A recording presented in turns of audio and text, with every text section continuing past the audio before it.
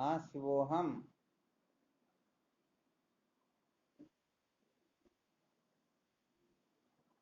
क्या विषय चल रहा था अपना?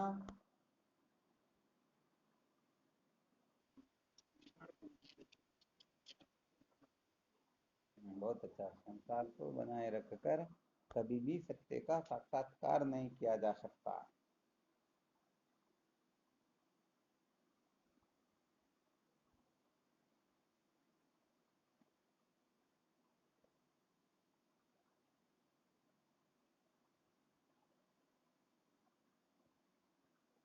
अच्छा, संसार को बनाए रखना ज्ञान है या अज्ञान है?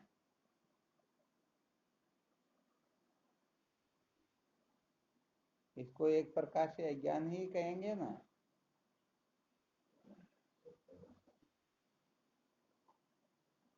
तो इसका मतलब ये होता है, जो अज्ञानी है वह कभी भी सत्य का साक्षात्कार नहीं कर सकते, और जो अज्ञान के बंधन से मुक्त हो जाते हैं वे ठीक ठीक प्रकार से सत्य का साक्षात्कार कर सकते हैं। यही सिद्ध होगा ना यहाँ पर। अर्थात सत्य के साक्षात्कार के लिए केवल और केवल मात्र ज्ञान की ही आवश्यकता होती है। किसकी आवश्यकता होती है? ज्ञान की ही आवश्यकता होती है।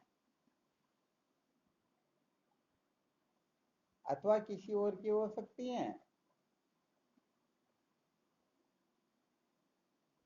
क्योंकि जो बनने बिगड़ने वाला होता है उसी को संसार कहते हैं, और जो बनने से पहले हो बिगड़ने के बाद में रहे वो होता है ज्ञान, वो होता है सत्य, वह होता है परमात्मा।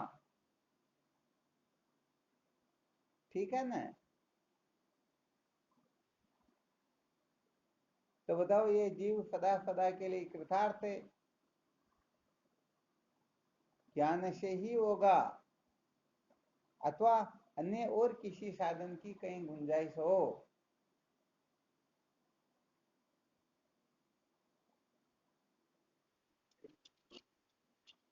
ज्ञान से ही होगा ना। ज्ञान के सिवाय और कोई साधन है ही नहीं। अच्छा, इसके अंतर्गत तो श्रुति स्मृति सूत्र आदि का प्रमाण दे सकते हो क्या? चलो आज और किसी प्रमाण की अपेक्षा नहीं रखेंगे। वैसे देखा जाए तो आज शायद जन्माष्टमी भी है। आज ही है ना?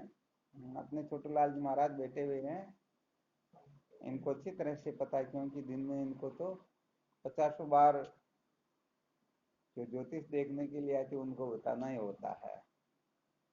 तो देखो, जन्माष्टमी के उपलक्ष्य पर भगवान कृष्ण ने भगवत गीता के अंतर्गत ऊंची भुजा उठा करके जो गायन करते हैं उसी का थोड़ा चिंतन मनन कर लेते हैं, और वह ज्ञान अपने हृदय में कैसे प्रकट होता उस प्रक्रिया के बारे में थोड़ा चिंतन मनन कर लेते हैं। वैसे समस्त साधकों को अच्छी तरह से इस बात का अनुभव है, फिर भी आज जन्माष्टमी के उपलक्ष्य पर थोड़ा भगवत गीता का चिंतन हो जाए तो ये बड़े गौरव की बात है। अच्छा, भगवान कृष्ण ने 700 श्लोक में किस जगह पर ज्ञान का महत्व बताया, ध्यान में है क्या? यहाँ पर शायद 3 कैटेगरी के साधक हो सकते हैं, उत्तम मध्यम और कनिष्ठ। हाँ।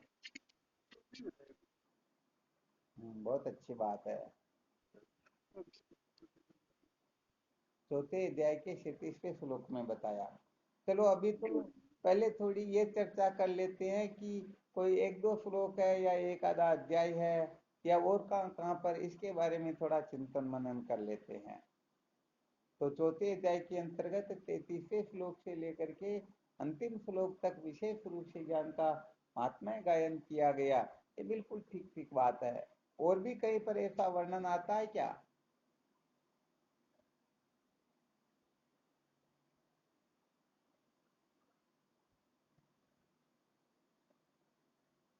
ऐसा वर्णन, ये तो जैसे अपन ने केवल 4-5 श्लोकों का ही नाम लिया, कहीं ऐसा तो नहीं है कि कोई पूरा अध्याय ही ज्ञान की महिमा का वर्णन कर रहा हो।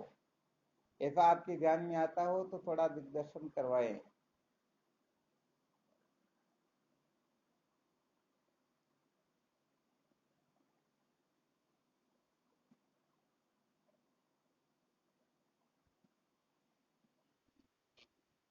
हाँ शिवम बोलो।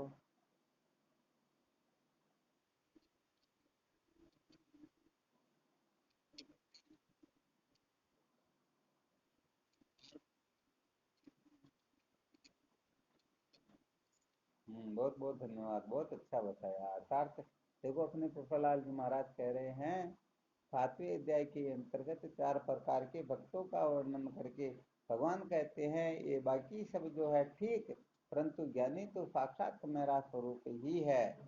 तो इससे सिद्ध हो जाता है कि सचमुच में महिमा ज्ञान की ही है। बहुत अच्छी बात बताई। अच्छा, और भी कोई साधक? हाँ, ये भी बहुत अच्छी बात बताई। 13वें अध्याय के अंतर्गत 7वें श्लोक से लेकर के 11वें श्लोक तक 20 सूत्र बताए गए हैं ज्ञान को प्राप्त करने के, और अंत में उनको ही ज्ञान बता दिया। चलो, ये भी बहुत अच्छी बात है। और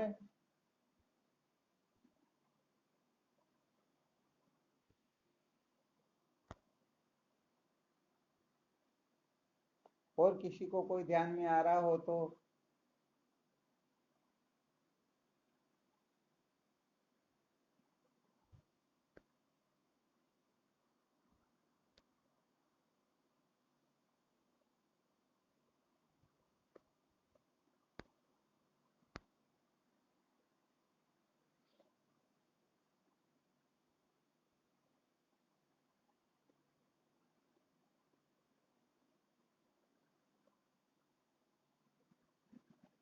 क्या बात हुई? अरे, जन्माष्टमी के उपलक्ष्य में तो मुचलने चाहिए अपने को। आज तो बहुत बड़ा पावर मिल जाना चाहिए।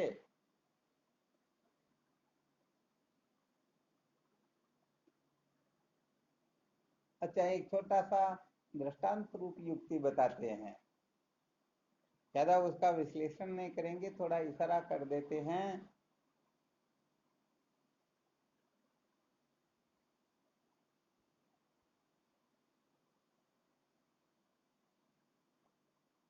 एक बार क्या होता है, सुनारों की आपस में मीटिंग होती है। क्या होती है?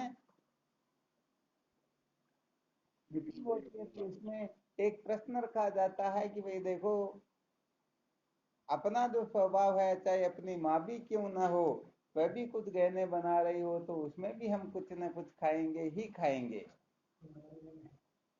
अब यहाँ पर सबसे चतुर सुनार कौन है? कहने का मतलब चतुर तो वही होगा ना जो सबसे अधिक से अधिक खा सके। जैसे समझो, कोई 100 ग्राम या आधा किलो सोने का कोई रथ सहित मूर्ति या ऐसा कुछ बनवा रहा है।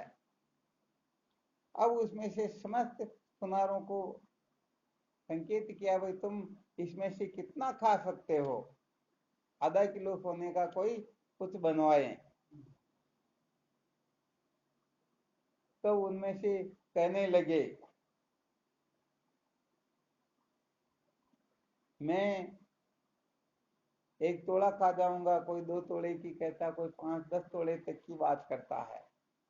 इनसे ऊपर कोई उठता ही नहीं है। एक सुनार खड़ा होता, वो कहता मैं आधा किलो में से आधा किलो ही खा जाऊंगा। अब बताओ, होशियार सबसे ज्यादा होशियार कौन है?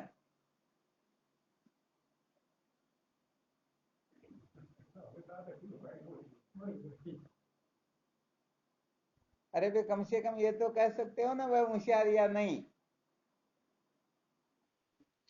हाँ, बिल्कुल सही। अब उसे पूछा गया, भाई कैसे खाओगे, तो मेरे पास भेज दो, मैं खा करके बता दूंगा। तो इतना खतरनाक था कि कहने का मतलब है, काम जो करवाने वाला था वो भी कम शातिर नहीं था। वो इतना खतरनाक था कि मेरे सामने, मेरे घर पर आकर के तुमको ये सारा का सारा काम करना होगा। उसमें ये भी शर्त बता दी, बताओ अब कितना खा सकते हो। तो वह कह देता तो भी मैं पूरा का पूरा खा जाऊंगा।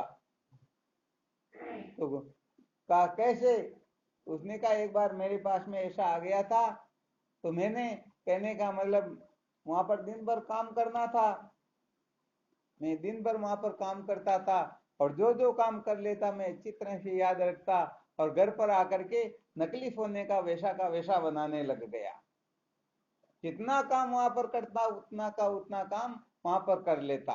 और जब पूरा बन करके कंप्लीट हो गया तो फिर मैंने कहा भाई देखो ये पूरा तुम्हारे सामने बन करके कंप्लीट हो गया, अब इसका कुछ काम बाकी रह गया, उसके लिए तो इसको मेरे वहां दुकान पर ही ले चलना होगा, तुम्हारे सामने ही काम होगा, ऐसी कोई दिक्कत नहीं है, तुम बैठे रहो तुम्हारे सामने ही वह काम करूंगा, परंतु यहाँ पर वो क्योंकि मशीनें बड़ी बड़ी यहाँ आ नहीं सकती है। तो उसने कहा भाई कोई दिक्कत नहीं, मैं चल रहा हूँ साथ में।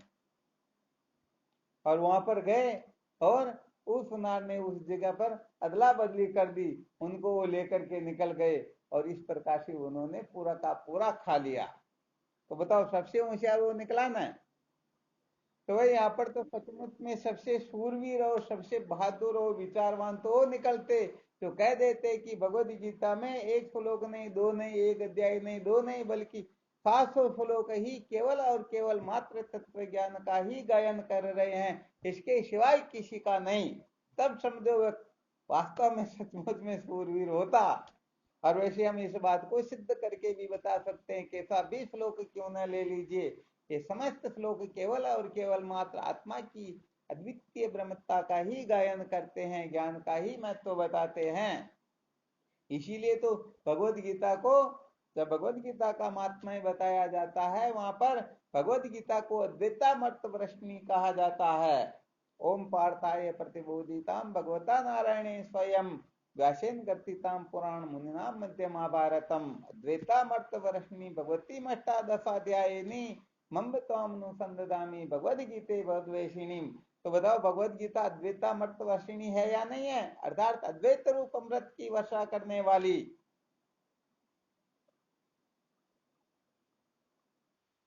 और जो अद्वैत रूप अमृत की वर्षा करने वाली है, तो बताओ ज्ञान के सिवाय, अरे ये जड़ कर्म आदि जो है कभी भी इनसे जीव कृतार्थ हो सकता है क्या, सचमुच में सच्ची शांति मिल सकती क्या, कभी नहीं मिलती ना। तो भाई सत्य बात तो ये है, समस्त श्लोक केवल और केवल मात्र ब्रह्म विद्या का ही गायन कर रहे हैं। अरे ये तो क्या, जगत में होने वाली प्रत्येक क्रिया चेष्टा एक एक अक्षर जो है वो केवल और केवल मात्र तत्व ज्ञान का महात्म्य गायन कर रहे हैं। अब हम समझ नहीं पाते तो ये अपनी दृष्टि का ठहरे होता है। तो सचमुच में ब्रह्मवेत्ता महात्माओं के सानिध्य में बैठ करके इस रहस्य को समझ लेता है, तो उनके लिए कहने का मतलब जो कुछ भी है ये सारे के सारे शब्द जो है ये ब्रह्म स्वरूप ही है, ब्रह्म से बिन कुछ है ही। चलो ठीक है, तो आपको थोड़ा प्रसंगवश बता दिया है, क्योंकि सूरवीरता जीवन में प्रकट नहीं होगी तो हम पता नहीं कहाँ कहाँ भटकते ही रहेंगे। तो देखो फिर भी अभी भेरूलाल जी महासाब ने जो बताया चौथे अध्याय का 37वां श्लोक, तो यहाँ पर भगवान कृष्ण चौथे अध्याय के 33वें श्लोक से लेकर के ज्ञान के महात्म्य का गायन करना शुरू कर देते हैं। कौन सा 33वां श्लोक किसी को ध्यान में है क्या? श्रेयान द्रव्यमयाद्य ज्ञाति ज्ञान यज्ञ परंतप सर्वम कर्म अखिलम पार्थ ज्ञाने परिसमाप्यते। अर्थात द्रव्यमय यज्ञ की अपेक्षा ज्ञान यज्ञ अत्यंत ही श्रेष्ठ है, क्योंकि समस्त कर्म जो है ये ज्ञान में परिसमाप्त हो जाते हैं, ये इसी में विलीन हो जाते हैं। तो बताओ ज्ञान महत्वपूर्ण हुआ या नहीं हुआ?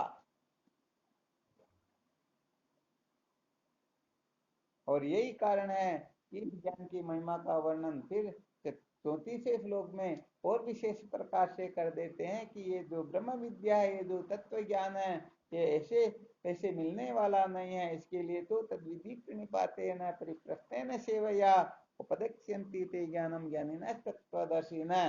अर्जुन तो विधि पूर्वक जो 3 सूत्र बताए गए जिनके ऊपर बहुत बार चर्चाएं की जा चुकी हैं, वैसे देखा जाए तो ये ज्ञान के बहिरंग साधन हैं, फिर भी कहने का मतलब इनकी जीवन में आवश्यकता होती है, परंतु इन बहिरंग साधनों को धारण करके भी कोई सचमुच में ज्ञान प्राप्त नहीं कर सकता। इसके लिए तो अंतरंग साधनों की आवश्यकता होती है तो चौथे अध्याय के 39वें श्लोक में बताए गए हैं। फिर 35वें श्लोक में कहा गया है यद ज्ञात्वा न पुनर्मोहमेवम्, अर्थात जिसको जान करके तू फिर कभी मोह को प्राप्त नहीं होगा। 36वें श्लोक में कह दिया गया है अपि चेदसि पापेभ्य सर्वेभ्य पापकृतम् सर्वं ज्ञान फलवेनैवं वर्जिनम् संतिष्यसि। हे अर्जुन, यदि तू समस्त पापियों से भी अधिक पाप करने वाला है फिर भी ज्ञान रूपी नौका पर बैठ करके निसंदेह समस्त पापों से मुक्त हो जाएगा। बताओ ऐसा कोई साधन है जो समस्त पापों को एक क्षण में जलाकर भस्म करने की सामर्थ्य रखता हो? तो ज्ञान श्रेष्ठ हुआ या नहीं हुआ? 37वें श्लोक में कह देते हैं यथेतांसी स्मिग्धोग्नि भस्मसात् कुरुते अर्जुन ज्ञानाग्नि सर्वकर्माणि भस्मसात् कुरुते तथा। हे अर्जुन, जिस प्रकार से प्रज्वलित अग्नि ईंधन को भस्म कर देती हैं उसी प्रकार ज्ञान रूप अग्नि सबको जलाकर, अरे चाहे संचित हो क्रियमाण हो प्रारब्ध हो सबको जला करके भस्मीभूत कर देती हैं। और 38वें श्लोक में तो बड़े गजब ढंग से उदा उठा करके समझो एक प्रकार से सिंहनाद करते हुए भगवान कृष्ण कह देते हैं नहीं जाने न सदृशम पवित्र मिह विद्यते। हे अर्जुन, निसंदेह इस संसार में ज्ञान के समान पवित्र करने वाली कोई वस्तु है ही नहीं।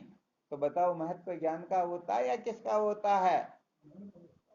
हाँ, तो कुल मिलाकर के और बात इस जन्म में समझ में आए तो ठीक, नहीं आए तो कोई दिक्कत नहीं, परंतु कम से कम इस बात को अच्छी तरह से समझ लेना ज्ञान बिना यारो मिटे नहीं रोना, ज्ञान के बिना कभी भी कल्याण होता ही नहीं। आ गया समझ में अच्छी तरह से? तो कुल मिलाकर के ज्ञान का ही महत्व होता है, ज्ञान से श्रेष्ठ कोई वस्तु होती ही नहीं। हाँ, बाकी सारी की सारी ठीक अपनी अपनी जगह पर, परंतु ज्ञान ज्ञान होता है। यदि कोई ज्ञान की बराबर किसी को दर्जा दे देता है, ज्ञान से श्रेष्ठ किसी को समझ लेता है, तो नीति नराधम ऐसे ही जीवन व्यतीत कर रहा सचमुच में न तो वह साधक के लक्षणों से युक्त है और मुक्ति की ओर तो स्वप्न में भी जा नहीं सकता। क्योंकि जैसे कोई मस्तिष्क को काट करके फिर धड़ को रखना चाहे तो बताओ धड़ कभी रह सकती क्या? तो महत्व जो होता है मस्तिष्क का होता है, धड़ का कोई महत्व नहीं होता है। हाँ, इसके लिए आपको पहले एक दृष्टांत देकर के भी समझाया गया था। जैसे संबंध पक्का करने के लिए वो बच्चे या बच्ची की केवल मात्र मुंह की तस्वीर भेज दी जाए तो आगे वाले पसंद या नापसंद कर लेते हैं, परंतु मुंह का फोटो न भेज करके धड़ की फोटो भेजे तो कोई पसंद नापसंद करेंगे ही। तो महत्व किसका होता है? केवल और केवल ज्ञान का होता है। ज्ञान से श्रेष्ठ और कोई वस्तु है ही नहीं। और अपना भी विषय यही चल रहा है कि सत्य को जाने बिना कभी भी दुखों का अंत होता ही नहीं। तो देखो, सत्य के साक्षात्कार के लिए किसकी आवश्यकता होती है? ज्ञान की आवश्यकता होती है। ज्ञान के बिना कभी भी सत्य का साक्षात्कार होता ही नहीं। और इस ज्ञान की प्राप्ति के कौन कौन से साधन बताए गए? अभी चौथे अध्याय के 34वें श्लोक में बताए गए थे। कौन कौन से हैं? तद्विधि प्रणिपातेन परिप्रश्नेन सेवया उपदेक्ष्यन्ति ते ज्ञानम ज्ञानिनः तत्त्वदर्शिनः। विधि पूर्वक गुरुदेव की शरण में जाएं। अर्थात देखो, ध्यान रखना, ये जो वर्णन किया जा रहा है इनका अंतःकरण बिल्कुल शुद्ध हो गया हो, जिनकी तत्व जिज्ञासा जागृत हो गई हो, अर्थात विवेक आदि साधनों से संपन्न होकर के केवल और केवल मात्र ज्ञान के जिज्ञासु होकर जो श्रोत्रिय ब्रह्मनिष्ठ महात्माओं के सानिध्य में जाते हैं उनके लिए विधि बताई जा रही हैं कि ये 3 प्रकार के जो फॉर्मूले बताए गए हैं, यदि तीनों लक्षण उनके अंतर्गत होंगे तो ब्रह्मवेता महात्मा ब्रह्म विद्या का उपदेश करेंगे, और यदि ये 3 में से एक भी नहीं हो तो कहने का मतलब शायद उनको उपदेश प्राप्त हो ही नहीं। तो सबसे पहले बताया गया है विधि पूर्वक शरण में जाना, अर्थात जाते ही साष्टांग दंडवत प्रणाम करना। यदि दंडवत प्रणाम करने से महापुरुष उपदेश कर दे तो बहुत अच्छी बात है, और यदि नहीं करे तो फिर आगे 2 फॉर्मूले और बताए गए हैं। यहाँ पर देखो, वैसे देखा जाए तो इसके बारे में तो बहुत बार सुनाया भी गया है। ब्रह्मवेता महात्मा जो है सचमुच में किसी के साष्टांग दंडवत प्रणाम आदि कर लेने मात्र से उनको ब्रह्मोपदेश नहीं करते हैं, क्योंकि एक चालाक व्यक्ति भी, एक बहरूपिया भी साष्टांग प्रणाम कर सकता है किसी गरज को निकालने के लिए, किसी स्वार्थ को पूरा करने के लिए। इसलिए साष्टांग दंडवत प्रणाम करने मात्र से ब्रह्मवेता महात्मा वो बावड़े नहीं होते कि अरे इनको इसी समय हम कृतार्थ कर दे। देखते हैं कि ये तो अभी तक छोटी सी कक्षा उत्तीर्ण हुआ है, आगे की कक्षाओं को उत्तीर्ण करेगा तो ये ब्रह्म विद्या का अधिकारी हो जाएगा, वरना सच्ची बात है अभी तक ये पूर्ण रूप से अधिकारी है नहीं। तो फिर दूसरा सूत्र बताया गया है। कौन सा दूसरा सूत्र? परिप्रश्नेन, अर्थात ब्रह्मवेता महात्माओं का ये स्वभाव होता है, वो जानते हैं कि जैसे मैं अद्वितीय ब्रह्म हूं, वैसे ये सामने बैठा हुआ भी ज्यों का त्यों अद्वितीय ब्रह्म है। इसलिए जो पूर्ण ब्रह्म है उनको क्या सुनाना क्या समझाना, इसलिए वो मौन रहते हैं, वो अपने स्वरूप में स्थित रहते हैं, उनको कोई गड़बड़ घोटाला सूझता ही नहीं। ऐसा नहीं कि अरे ये आ गया तो फिर कहीं चला जाएगा, जल्दी से इसको पकड़ो और इसको अपना बना लो और इसको ऐसा वैसा कर, ऐसा कुछ नहीं होता है। वो तो देखते हैं कि यदि शंका करे तो इनको कुछ सुना देंगे, और शंका नहीं करे तो फिर सुनाने की कोई। तो प्रश्न पूछने पर ही, क्योंकि प्रश्न पूछने से पता चल जाता है कि सचमुच में ये साधक जिज्ञासु है या नहीं, वास्तव में ये कर्म का अर्थात धर्म का अधिकारी है या ज्ञान का अधिकारी है। फिर उनको उसी हिसाब से उपदेश किया जाता है। परंतु फिर भी किसी किसी महात्माओं का ऐसा स्वभाव होता है कि शंका कर लेने पर भी उत्तर दे तो दे, नहीं तो कोई जबरदस्ती थोड़ी।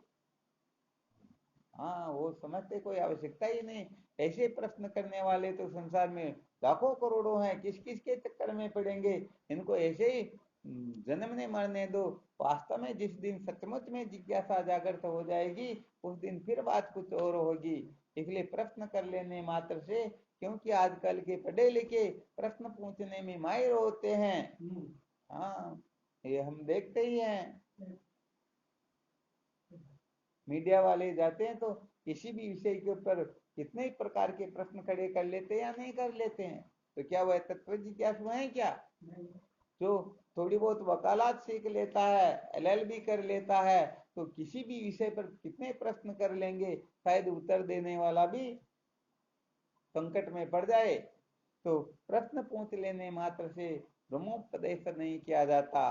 तो फिर तीसरा सूत्र भगवान कृष्ण यहाँ कथन करते हैं, साष्टांग दंडवत प्रणाम करने से उपदेश न करे तो शंका करो, और शंका करने से भी न करे तो सेवा करो, क्योंकि बिना सेवा के ये वस्तु प्राप्त होने वाली है ही नहीं। तो इसके लिए क्या है, तो कम से कम 1 वर्ष तक सेवा न कर ले तब तक उसे ब्रह्मोपदेश नहीं करना चाहिए। ये शास्त्रों का नियम है। ऐसे ही ब्रह्मोपदेश करेंगे तो विद्या का अनादर करेगा, पता नहीं क्या क्या कर बैठेगा। इसलिए जब तक ठीक ठीक चित्त शुद्ध न हो, ठीक ठीक जिज्ञासा जागृत न हो, तब तक वह ब्रह्मोपदेश का अधिकारी नहीं होता। तो 1 वर्ष उसे सेवा करनी चाहिए। परंतु यहाँ पर फिर भी विशेष बात यह हो जाती है, ब्रह्मवेता महात्मा 1 साल तो क्या 12 साल तक कोई सेवा कर ले, फिर भी उपदेश करे तो करे, न करे तो उनकी मर्जी। तो यहाँ पर तात्पर्य क्या है, ये तीनों जो साधन बताए गए हैं, साष्टांग दंडवत प्रणाम करना, शंका करना और सेवा करना, ये ज्ञान के बहिरंग साधन है, ये अंतरंग साधन नहीं है। अर्थात देखो, कोई साष्टांग दंडवत प्रणाम करता हो, अच्छे अच्छे प्रश्न कर लेता हो और बहुत अच्छी तरह से सेवा भी करता हो, परंतु सचमुच में वह स्पष्ट संपत्ति से युक्त है या नहीं, इसमें संशय रहता है। ये शायद जो विवेकी पुरुष होंगे वो अच्छी तरह से इस रहस्य को समझ जाएंगे।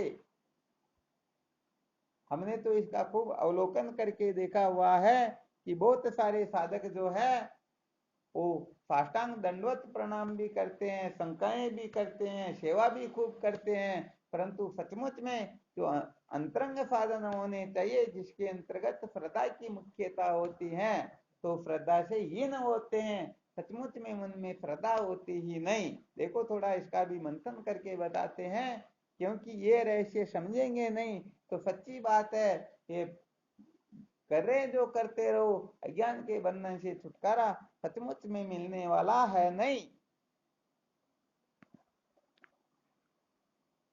थोड़ा बहुत समझ में आ रहा है क्या? तो देखो यहाँ पर भगवान कृष्ण जो इन 3 सूत्रों का संकेत करके ब्रह्म विद्या की प्राप्ति के साधनों का वर्णन करते हैं, परंतु ब्रह्मवेता महात्मा इनसे भी उपदेश न करे, तो फिर भगवान कृष्ण विचार करते हैं कि इनको थोड़ा असली सूत्र बताना होगा, अर्थात ये बहिरंग साधन है, अंतरंग साधनों की ओर संकेत करेंगे, तो ब्रह्मवेता महात्माओं की ताकत नहीं है कि वो उपदेश न करे। जैसे जब बछड़ा गाय के समीप चला जाता है तो न चाहते हुए भी गौ माता दूध उतार देती या नहीं उतार देती हैं, और दूसरे तीसरे बछड़े जाए तो अरे लात लगा करके भगा देती, दूध उतारना तो बहुत दूर की बात है। तो ये 3 प्रकार के लक्षण कोई धारण भी कर ले, परंतु 3 अंतरंग साधन जो और है वह नहीं है, तो समझो कभी भी ये दूध मिलने वाला, ये ज्ञानामृत पान करने वाले वास्तव में हम हो सकते ही नहीं। तो 3 सूत्र कौन से बताए? इसके लिए भगवान कृष्ण 4 अध्याय के 38वें श्लोक में कहते हैं, क्या कहते हैं 39वें श्लोक में, श्रद्धावान लभते ज्ञानम तत्पर्तयतेन्द्रिय, अर्थात श्रद्धा, तत्परता और इंद्रिय संयम, ये 3 सूत्र जो ऐसे हैं किसी साधक के अंतर्गत जब ये प्रकट हो जाएंगे, श्रद्धा, तत्परता, इंद्रिय संयम, तो ब्रह्मवेता महात्मा न चाहते हुए भी उनको ब्रह्म विद्या का उपदेश कर देंगे। तो देखो भाई यहाँ एक प्रकार का ब्रह्मास्त्र निकल गया, एक तरह से बहुत ही उत्तम कोटि का रहस्य निकला।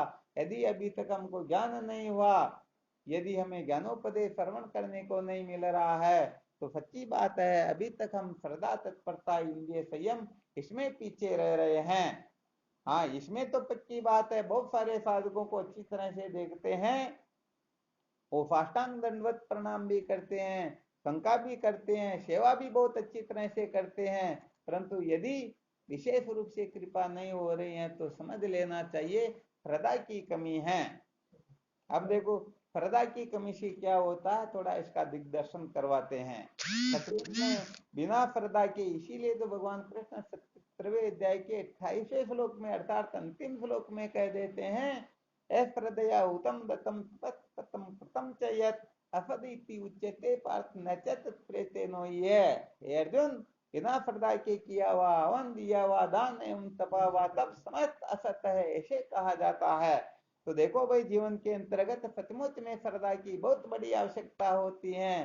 सचमुच में जिनके अंतर्गत श्रद्धा होगी, तो ये 3 जो सूत्र बताए गए हैं, साष्टांग दंडवत प्रणाम करना, शंका करना, सेवा करना, निश्चित रूप से आ जाएंगे। और यदि श्रद्धा नहीं है और वो तीनों सूत्र जीवन में है, तो यहाँ छल कपट हो सकता है, यहाँ पर बेवकूफ बनाना हो सकता है। इसलिए जीवन में श्रद्धा की बहुत अधिक आवश्यकता होती है। इसकी बहुत अधिक आवश्यकता होती है।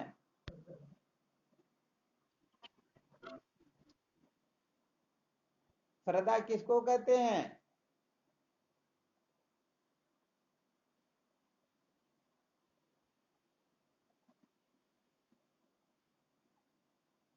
किसको कहते हैं श्रद्धा?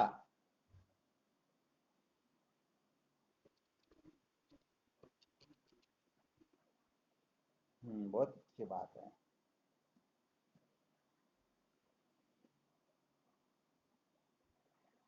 देखो वैसे बिल्कुल सत्य बताया तेज सिंह जी महाराज ने।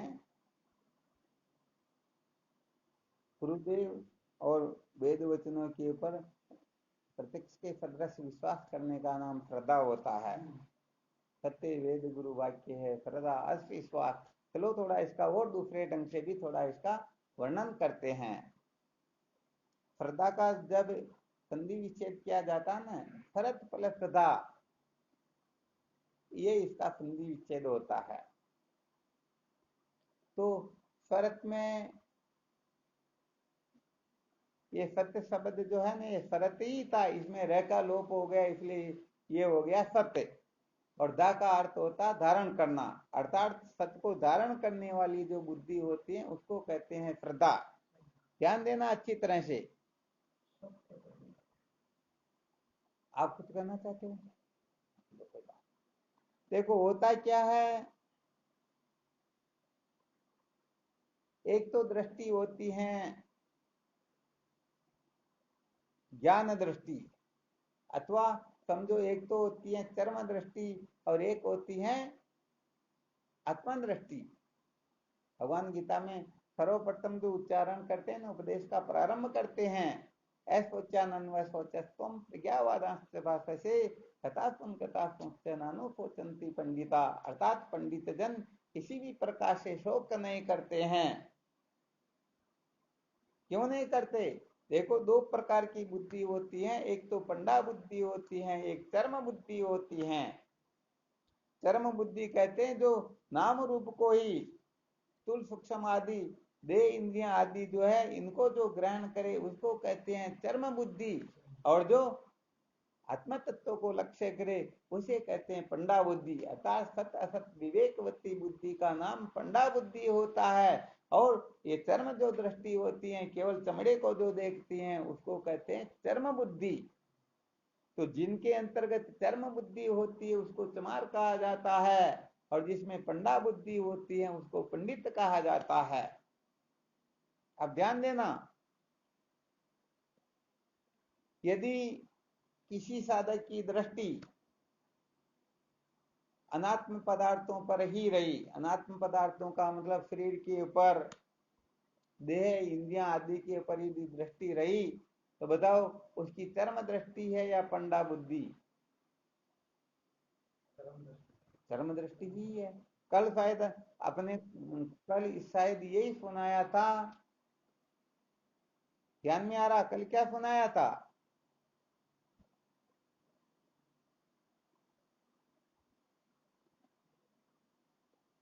अरे भाई इतना जल्दी भूल जाओगे काम कैसे चलेगा? अर्थात जो अधर्म को मिटाना चाहते हैं वह केवल मात्र धर्म के अधिकारी हो सकते हैं, तो वासना को मिटाना चाहते वो उपासना के अधिकारी हो सकते हैं, जो विक्षेप को शांत करना चाहते हैं वो योग के अधिकारी हो सकते हैं, परंतु ये ब्रह्म विद्या के अधिकारी होते ही नहीं। क्योंकि ये धर्म उपासना योग के जो अधिकारी होते हैं ये चर्म बुद्धि वाले होते हैं, इनमें पंडा बुद्धि होती ही नहीं। ध्यान देना अच्छी तरह से, थोड़ा रहस्य बता रहे हैं। होता क्या कि ये साधक अंधेरे में ही रह जाएंगे, पता नहीं ये क्या क्या आकाश पाताल जैसी कल्पना करते हैं, और सच्ची कहे तो अंत तो गत्वा सुनने के सिवाय कुछ मिलने वाला है नहीं। तो इतनी जब सत्संग सुन रहे हैं फिर भी हम गड़बड़ घोटाले में रह जाए तो ये थोड़ा ठीक नहीं रहेगा, इसलिए थोड़ा संकेत कर रहे हैं, समझने वाले अच्छी तरह से समझ जाएंगे। तो कहने का मतलब जिनकी चर्म दृष्टि होती, जिनकी देह दृष्टि होती है, जिनकी केवल इंद्रियों पर ही दृष्टि होती है, जो केवल व्यवहार को ही महत्व दे करके चिंतन मनन करते हैं, तो उनकी क्या दृष्टि हुई?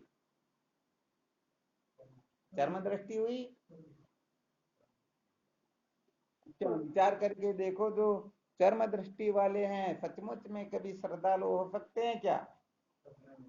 अरे सपने में भी नहीं हो सकते हैं, क्योंकि जो देह दृष्टि रख करके जैसे मैं आपको देख रहा हूं, अब मेरी दृष्टि केवल आपके शरीर पर रहे, आपकी इंद्रियों पर रहे, ये कैसे देखते हैं, कैसे बोलते हैं, कैसे चलते हैं, कैसे खाते, कैसे पीते, कैसे व्यवहार करते, यदि इस पर दृष्टि है तो सचमुच में श्रद्धा हो सकती ही नहीं। क्योंकि अपनी वासना के अनुसार तो हम स्वयं कर सकते हैं, इस संसार में दूसरा कभी चल सकता ही। तो यहाँ दो सूत्र बताए जा रहे हैं। समझो जैसे ज्ञान जो प्राप्त होता है किससे प्राप्त होता है?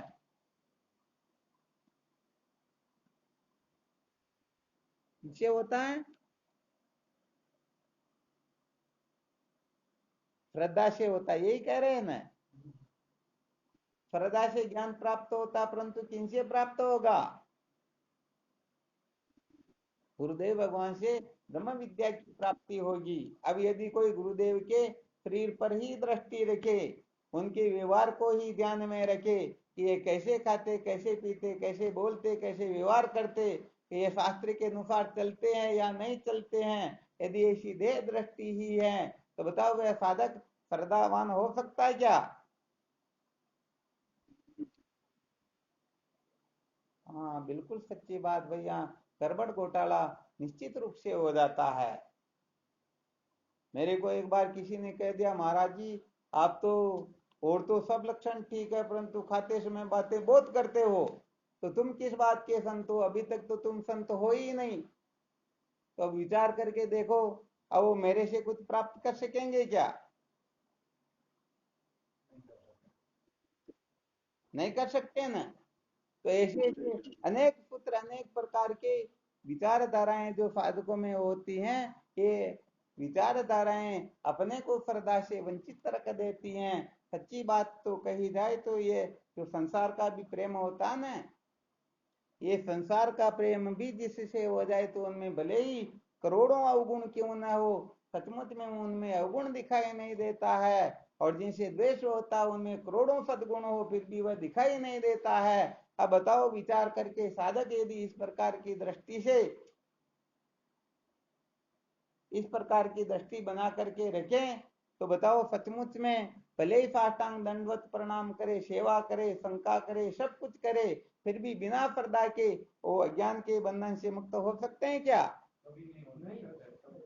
हाँ, थोड़ा ये साधकों को रहस्य बता रहे हैं, क्योंकि ये करीब करीब कोई कोई साधक ऐसे होंगे जो सचमुच में रहस्य को ठीक तरह से समझते होंगे, जिन्होंने शायद कम से कम 9 बार गुरु गीता को पढ़ा होगा, वो सचमुच में गुरुदेव में कभी दोष दृष्टि नहीं करेंगे।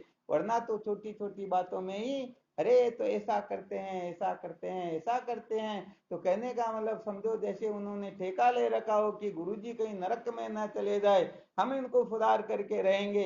मैं नरक में जाऊं तो जाऊं, परंतु गुरुजी का कल्याण हो जाना चाहिए। तो शायद गड़बड़ हो रही नहीं यहाँ पर। हाँ सच्ची बात तो ये होती है कि अपने को वास्तव में क्या करना है, क्या नहीं करना, ये ध्यान तो अपने को ये रखना है। हम इस ओर तो ध्यान रखते नहीं, और पता नहीं किस किस तरफ से दृष्टि रखते हैं। तो सच्ची बात ये है, दोष दृष्टि स्वप्ने नहीं आने, तो स्वप्न में भी दोष दृष्टि कर लेता है, वह समस्त पुण्यों से वंचित हो जाता, कितने ही पाप प्रकट हो जाते हैं। परंतु यदि हम ऐसा करते हैं तो बड़ा गड़बड़ घोटाला हो रहा है। इसलिए समस्त साधकों को अच्छी तरह से सावधान हो जाना चाहिए। सचमुच में जो सच्चा जिज्ञासु होता है उनकी दृष्टि केवल ज्ञान दृष्टि ही होती है, कि सचमुच में ये ज्ञानी है या नहीं है, केवल वह यही देखता है। और यदि कुछ और देखता है तो अभी ज्ञान का साधक नहीं है, अभी तक तो वह मौज मस्ती मनोरंजन करना चाहता है। बिल्कुल क्लियर सिद्ध करके बता रहे हैं, यहाँ पर कोई गड़बड़ घोटाला नहीं है। क्योंकि ज्ञान जो होता है वह श्रद्धा से ही होता है, श्रद्धा से ही काम चलता है। यदि देहादि अनात्म पदार्थों पर दृष्टि रहेगी तो निश्चित रूप से गुण अवगुण का ही चिंतन होगा। क्योंकि शरीर चाहे किसी का भी क्यों ना हो, ब्रह्मादि का शरीर भी क्यों ना हो, अच्छी तरह से बहुत समय पहले इसके ऊपर काफी चिंतन मनन करवाया गया। इस संसार में भगवान नारायण को छोड़ करके कोई परिपूर्ण नहीं होता। शरीर सबके सब अविद्या के कार्य होने से अंतःकरण वासना, काम, क्रोध, अविद्या, वासना आदि इनसे बना हुआ है, इसलिए ये इनसे मुक्त रह सकते ही नहीं। इसलिए कहने का मतलब, संसार में कोई क्यों ना हो, काम, क्रोध, लोभ आदि जो है कभी न कभी उदय हो ही जाते हैं। यदि कोई इस दृष्टि को लेकर के ये ज्ञानी किस बात के हैं, तो सच्ची बात है स्वप्न में भी तत्व का साक्षात्कार कर नहीं पाएंगे। भाई ये तो पक्का है, शरीर तो अविद्या का कार्य है, तो शरीर में तो अवगुण कमी रहेगी या नहीं रहेगी? वास्तव में देखा जाए तो आत्मा में कोई कमी नहीं है, और शरीर किसी के पूर्ण होते ही नहीं। इसीलिए तो भगवान कृष्ण संकेत करते हैं, देहि नित्य मध्योयम देह सर्वस्व भारत तस्मात् सर्वाणि भूतानि न तुम सोचितु मरैसे। हे अर्जुन, आत्मा अनात्मा दो है, उनमें से शरीर किसी का रहता नहीं और आत्मा को कोई नष्ट कर सकता नहीं, फिर किसके लिए शोक करना है। तो भाई देखो ये पक्की बात है, 24 घंटे हम प्रत्येक क्षण क्षण में दोष दृष्टि कर सकते हैं कि ऐसे क्यों बैठे, ऐसे बैठना चाहिए, ऐसे खड़े होना चाहिए, ऐसे चलना चाहिए। तो प्रत्येक समय में हम दोष दर्शन कर सकते हैं या नहीं? अरे दोष दर्शन करना तो ज्ञान कब होगा? हम तो अवगुणी तो ग्रहण कर रहे हैं ना, सचमुच में ज्ञान को कहाँ देख रहे हैं? महत्व तो ज्ञान का होता है। अष्टावक्र जी महाराज 8 अंग से टेढ़े थे, बड़े बड़े पंडित हंस रहे थे, उन सबको सबको कह दिया ये सारे सबके सब चमार है, इन चमारों को इकट्ठा क्यों किया? तो विचार करके देखो यहाँ पर क्या होता है कि हम सचमुच में प्रत्येक ही कह दे तो कोई शंका नहीं हो सकता, कोई एक आधा बचता होगा तो बचता होगा, परंतु करीब करीब कोई 80%, कोई 90%, कोई 70%, कोई 20%, कोई 10% ही देखता है। गुरुजी अभी तक तो समझते ही नहीं, अभी तक तो ये बहुत पीछे, अभी तक इनमें संतों के लक्षण भी नहीं है, अभी तक तो ऐसे हैं ऐसे ऐसे हैं। इसलिए सत्य बात यह है कि आपकी मर्जी आए जो करते रहो, ज्ञान तो स्वप्न में भी होने वाला नहीं है। हाँ यहाँ पर तो श्रद्धावान लभते ज्ञानम, भगवान कृष्ण ने जब डंके की चोट से हाँ समस्त शास्त्रों का रहस्य बता दिया कि श्रद्धावान ही ज्ञान को प्राप्त हो सकता, बाकी तो नहीं। और श्रद्धावान किसको कहते इसके बारे में पहले विचार करवाया गया था। तो कहने का मतलब यदि स्वप्न में भी दोष दृष्टि करते हैं तो सच्ची बात है उनसे कभी भी ज्ञान होने वाला है ही नहीं। अरे ज्ञान तो तब होता, अभी थोड़ी देर पहले सैदानंद जी से चर्चा हो रही थी, ये सुना रहे थे कि यदि मैं समझो कि गुरुजी जो है मेरे जितने ही जानते हैं, मैं जो जानता हूं उतना ही जानते, ज्यादा नहीं जानते, तो कभी श्रद्धा नहीं हो सकेगी। प्रवृत्ति तो तब होती है जब मैं जानता हूं उसे गुरुदेव हजारों लाखों करोड़ों गुना अधिक जानते हैं, तभी श्रद्धा हो सकती है, प्रवृत्ति हो सकती है। और हम सोचे कि नहीं नहीं ये तो कुछ नहीं जानते हैं, तो सच्ची बात यहाँ पर फिर खाना पूर्ति होती कि चलो हमने गुरु दीक्षा ले रखी तो अपनी खाना पूर्ति करते रहो। ये दोनों तरफ से कहने का मतलब अंधेरे में रह जाते हैं, ज्ञान स्वप्न में भी होने वाला है नहीं। इसलिए समस्त साधकों को अच्छी तरह से सावधान होना है। यदि किसी को विद्या के बंधन से मुक्त होना है तो क्या करना होगा? केवल और केवल मात्र वास्तव में सचमुच में ज्ञानी है या नहीं, केवल यही निर्णय लेना होगा। यदि सचमुच में ज्ञानी है तो समस्त अक्ल होशियारियों को तूड़ी लगा करके फिर उनके शरणागत हो जाओ। यदि दूसरी तीसरी कल्पनाएं करोगे तो सच्ची बात है अपना जो पुण्य अपने पास में शेष है उसको भी खो बैठोगे। तो कहने का मतलब ब्याज चाहने वाला जैसे मूलधन को भी खो बैठता है, ऐसी स्थिति अपनी हो जाएगी। इसलिए ज्यादा संसार का आग्रह न करके, वास्तव में संसार तो है ही नहीं, वास्तव में देखा जाए तो इनका कोई महत्व नहीं होता है, महत्व होता है केवल और केवल मात्र तत्व ज्ञान का।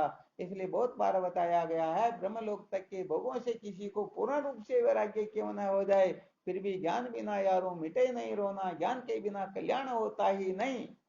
तो कहने का मतलब यदि किसी की आचार विचार में इतनी अमता ममता हो कि नहीं नहीं हम तो इसी के चक्कर में पड़े रहेंगे, तो फिर उनको संसार में कमी नहीं है, और अच्छे गुरु ढूंढ लेने चाहिए जो कहने का मतलब उनकी आज्ञा के अनुसार चले, वो नचाए तो नाचे, खड़े करे तो खड़े हो जाए, बैठे बैठने की कहे तो बैठ जाए। तो ऐसे गुरु कहने का मतलब संसार में 2 टके में खूब मिलते, कोई कमी है ही नहीं।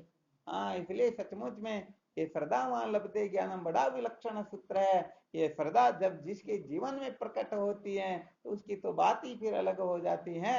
यहाँ पर तो कहने का मतलब साधक की श्रद्धा देखिए, छाती के ऊपर बैठ करके गले के ऊपर चाकू चला रहे, फिर भी कहने का मतलब देख करके आंख बंद कर लेता है। और जब गुरुदेव सुबह कहते बेटे मैं तुम्हारी छाती पर बैठ करके गले पर चक्कू चला रहा था, तुझे डर नहीं लगा? तो कहा गुरुदेव मुझे अच्छी तरह से पता, शायद मेरा इसी से कल्याण होता होगा। तो कहने का मतलब साधक जो है, सच्ची बात ये विवेक आदि साधन भी भले थोड़े बहुत जागृत हो गए होंगे, परंतु बिना सठ संपत्ति के स्वप्न में भी कल्याण होने वाला अच्छी तरह से ध्यान देना। इसीलिए श्रुति माता वेद भगवान भी सठ संपत्ति का ही वर्णन करते हैं। और इस बात को तो अच्छी तरह से समझ ही लो, जिस जगह पर षट संपत्ति है वहां पर विवेक वैराग्य मुमुक्षुता निश्चित रूप से विद्यमान है। और जिस जगह पर विवेक वैराग्य मुमुक्षुता भले 1000 लाख करोड़ गुना क्यों नहीं दिखाई दे रही हो, परंतु सच्ची बात यहाँ धोखा हो सकता है, षट संपत्ति बिल्कुल भी, हाँ तो ये दिखावा बहुत ज्यादा होता है। इसलिए साधक कहने का मतलब कृतार्थ क्यों नहीं हो रहे, बात समझ में क्यों नहीं आ रही, निष्ठा क्यों नहीं बन रही है, क्योंकि इनकी दृष्टि अरे हमको तो गुरुजी ऐसा वैसा करने के लिए कह देते हैं। ऐसा क्यों कहते हैं, ये कभी ऐसा कह देते कभी वैसा कह देते हैं। अरे पता नहीं साधक लोग अपनी अपनी वासना के पीछे इतने पागल हो रहे हैं कि हम जो चाहे वो हमारे को सुनाए, वैसे ही कहे, वैसे ही रहने के लिए आदेश निर्देश दे, तभी गुरुजी है, वरना गुरुजी किस बात के, गुरुजी की हो गया गड़बड़ घोटाला। इसलिए यहाँ पर तो तिनके की तरह महापुरुषों के शरणागत होना होता है। जैसे तिनका पढ़ा रहता वैसे उनके शरणागत होकर के पढ़ना होता है। और यदि आप इतने तत्वज्ञानी हो, इतने विद्वान हो, इतने ज्ञानी हो कि गुरुजी की भी परीक्षा कर लेते हो कि अभी तक ये कुछ नहीं समझते हैं, तो सच्ची बात फिर कोई मतलब नहीं है, सारा का सारा जीवन व्यर्थ जाने वाला है। समझ में आ गया ना।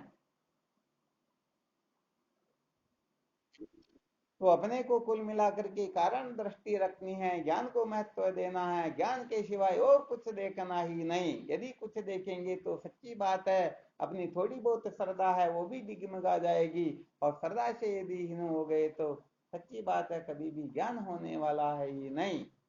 तो ये अनंत जन्मों के जब पुण्य जागृत होते हैं तब जाकर के संत महापुरुषों के प्रति, गुरुदेव के प्रति श्रद्धा होती है।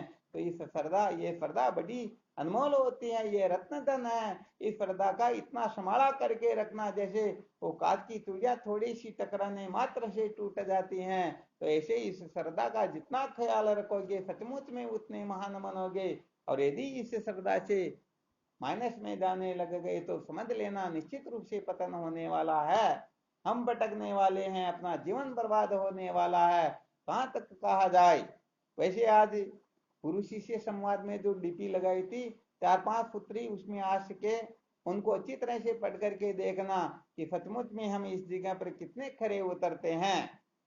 तो ऐसा समझो, यदि खरे उतर रहे हैं तो समझो हम श्रद्धा से युक्त हैं, और नहीं उतर रहे हैं तो ये श्रद्धा वर्दा कुछ नहीं, ये तो थोड़ी देर के लिए नाटकबाजी है। और इस नाटकबाजी से आज दिन तक न किसी का कल्याण हुआ न किसी का कल्याण होगा।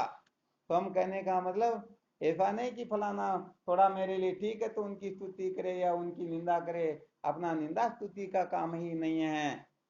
साधकों में जब गड़बड़ घोटाला दिखाई देता तो थोड़ा संकेत कर देते हैं। यदि साधक अपना कल्याण चाहते हैं तो उनको अपनी गड़बड़ घोटाले को तुरंत निकाल करके शास्त्रोक्त रीति से अपने को साधन संपन्न बना लेना चाहिए, ताकि ये जीवन व्यर्थ बर्बाद न हो, हम सचमुच में अपने जीवन को धन्य बना सकें। तो आज जन्माष्टमी के उपलक्ष्य में भगवान कृष्ण ने जिस तत्व ज्ञान की महिमा का और जिस महिमा का वेदों में गायन किया हुआ है, और सचमुच में उस सत्य का साक्षात्कार हिते ज्ञान मुक्ति ज्ञान के बिना और किसी साधन से संभव ही नहीं है। तो ऐसे ज्ञान की महिमा सुन करके भी जो ज्ञान की ओर प्रवृत्त नहीं होता है, समझ लेना चाहिए वो तो अनादिकाल से सोया हुआ है, वो तो वास्तव में मानव कहलाने के योग्य भी नहीं है। इसलिए हमें ज्ञान को महत्व देना चाहिए। मनु स्मृति में मनु जी महाराज क्या कहते हैं, यथोक्तान्यपि कर्माणि प्रियाय द्विजोतम आत्मज्ञाने समेत स्याद् वेदाभ्यासे च यत्नवान। अपने लिए विहित कर्मों का त्याग करके भी शास्त्रोक्त रीति से जो किए जाने वाले कर्म होते हैं ना, उनका भी त्याग करके हमें चतुष्टय साधन संपन्न होना चाहिए। हमें वेदांत का विचार मंथन श्रवण मनन आदि करते रहना चाहिए। तो ये है जीवन का सार। तो इसको समझने की कोशिश करो, धारण करो, और सचमुच में अपने जीवन को धन्य बनाओ। सचमुच में हम सदा सदा के लिए कृतार्थ हो जाएंगे, जीवन धन्य हो जाएगा। वरना सच्ची बात है रोने पछताने के सिवाय और कुछ भी मिलने वाला है ही नहीं। अतः साधकों को अच्छी तरह से सावधान होना है। तो सावधान हो जाएंगे समझो जीवन धन्य हो जाएगा, और सावधान नहीं होंगे तो कोई दिक्कत की बात नहीं। जिनका जितना पुण्य होता है वह उतना ही संतों का संग कर पाता उतनी ही वस्तु प्राप्त कर सकता है। कुल मिलाकर के जीवन व्यर्थ न जाए इसके लिए थोड़ा संकेत किया। किसी को यदि बुरा लगे तो देख लेना अभी अपने पाप थोड़े ज्यादा प्रबल है, और यदि कोई सत्य को सुन करके अपने में कोई कमी है तो निकालने की कोशिश करेगा तो समझ लेना चाहिए आज जन्माष्टमी के उपलक्ष्य में सचमुच में सच्चा सूरवीर साधक होकर के जिज्ञासु होकर के सत्य की खोज की ओर प्रस्थान कर चुका है। चलो ठीक, इसमें किसी को कोई संशय हो तो देख लो।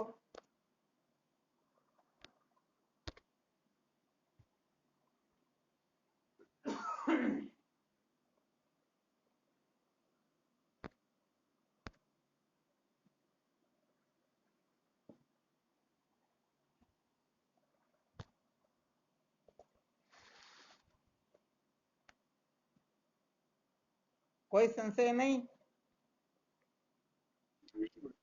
हाँ चलो, बहुत अच्छी बात है।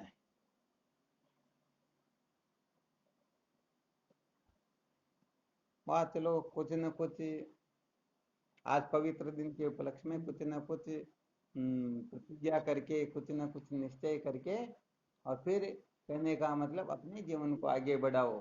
सच्ची बात तो यह है, हम अनादि काल से कभी पति की शरण में, कभी पत्नी की शरण में, कभी बच्चों की शरण में, कभी माता पिता की शरण में, पता नहीं किन किन की शरणागत होकर के देख लिया अच्छी तरह से कि सचमुच में कल्याण नहीं हुआ। एक बार सचमुच में संत महापुरुषों के, ब्रह्म विद्या के गुरुदेव के शरणागत होकर देखो, अरे क्या फर्क पड़ता है। एक जीवन, इतने जन्म व्यर्थ बर्बाद हो गए तो एक और हो जाएगा यदि मोक्ष नहीं होगी तो। परंतु सचमुच में शरणागत तो होकर देखो, और जो सचमुच में शरणागत हो जाता है फिर उसका मन काम नहीं करता, फिर गुरुदेव का मन काम करता है, उसका शरीर काम नहीं करता, गुरुदेव का शरीर काम करता है। यहाँ पर तो फिर कहने का मतलब अपनी अक्ल होशियारी 1% भी नहीं चलती। हाँ, तो पूर्ण रूप से जो शरणागत हो जाता है। हाँ बिल्कुल, परंतु ये कोई मामूली बात थोड़ी, लोग कह तो देते हैं परंतु इसका अर्थ, इसका रहस्य इतना खतरनाक है कि कितने जन्म लग जाते हैं। फिर भी अपने से जितना हो सके उतना तो अपने को प्रवृत्त हो ही जाना चाहिए।